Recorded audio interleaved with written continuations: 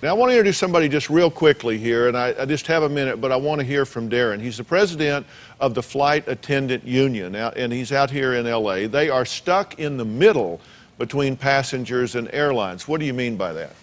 Well, post 9/11, there are 140,000 less aviation workers, and the passenger travel levels remain the same.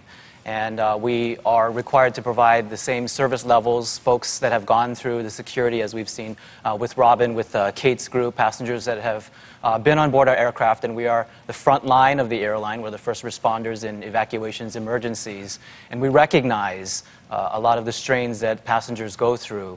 And when they get on board the aircraft, we recognize those pressures that all of these cost cuttings and these staffing reductions have caused well, I think it's important that people understand you didn't set the flight schedule, you didn't create the delay, and you're not the one that decided to charge for their bag. That's correct. Yeah. But so you are caught in the middle in that sense, which I get. People are treated at the flight attendant level on a need-to-know basis. If they need to know, their own airline doesn't even tell them, and yet they're the ones who have to have the personal contact with us, and they don't have the information at hand. You made an interesting comment to me this morning. We were chatting before the show.